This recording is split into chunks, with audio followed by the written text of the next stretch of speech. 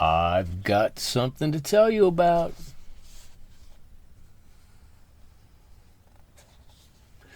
I got some new watercolor brushes.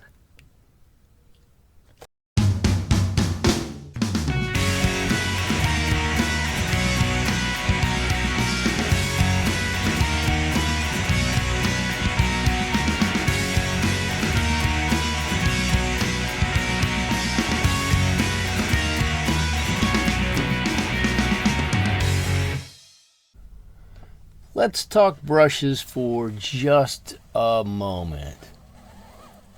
I got these brushes from Golden Maple and I've been using them, I'll admit, but I want to share them with you. I think these are fantastic brushes.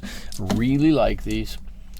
These are mop brushes, quill mop brushes with synthetic squirrel hair in them, but they have some fantastic properties and I think they look pretty nice.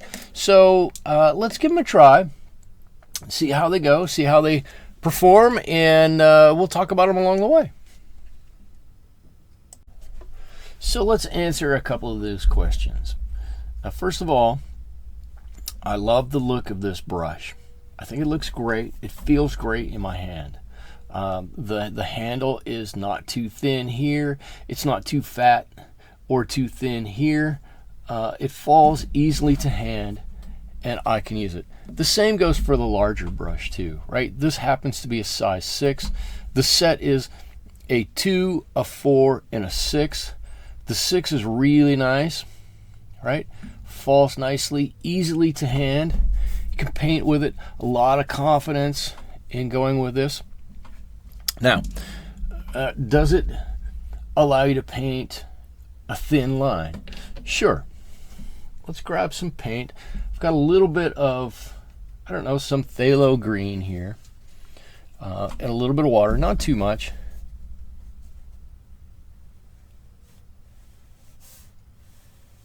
I can paint a nice consistent line with this. I can also put a lot of paint down. It's a synthetic squirrel hair brush, so it's going to hold a lot of water. I love squirrel hair brushes. I've got lots of mop brushes like this, a lot of quill brushes. The one thing I don't like about them is that squirrel hairs typically, you get them wet and you bend them over and they're bent, right? These are synthetic squirrel hair. You get a lot of the benefit of the squirrel hair, right? The water retention, the smooth flow of water off of the brush. But the other thing you get with this is you get the springiness, the elasticity of the bristles that you get with a lot of other synthetic brushes, or that you even get with like a Sable or a Sable brush, right? And you get the niceness of not having to use animal hair on here. Let me pull out this slightly larger brush. So this is the size 4 and I've just barely gotten it wet. This one also some pretty nice lines with this. And as you imagine, it's a little bigger. It's going to hold a little bit more water. Look at all the water in the paint that's right in there.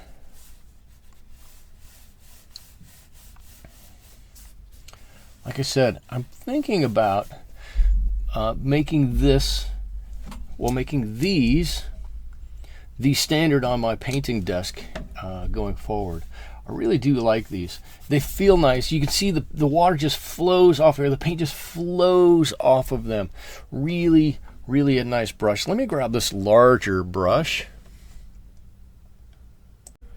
All right, so let me just get my brush wet, right? And even though this is a large brush, you can see right off the top, it comes to a very nice point. Let me just get a little bit of paint here. Just a little bit.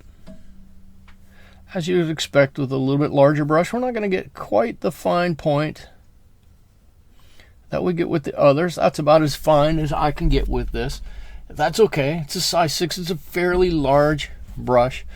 But watch this. There's probably so much water in here. I could do this for days.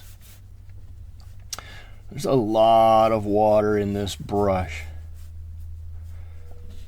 Give me a fantastic, nice blend all the way down.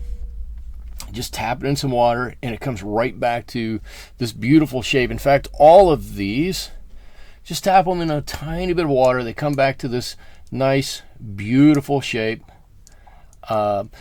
Some synthetic brushes I've had problems with the tips rolling a little bit. I haven't seen that with these yet. I don't suspect I'm going to see it. Typically, when I'm painting with these, if I've seen that, it's going to happen in probably the first week or so. But these have a really fine point and not really any sign of rolling or curling on the tip on these. So that's really good. Let me grab a little other color. And just, I like I said, I'm very impressed with these. When I want to paint a large area, dip my brush in some water, I can just paint for forever with this. It holds a wonderful amount of water.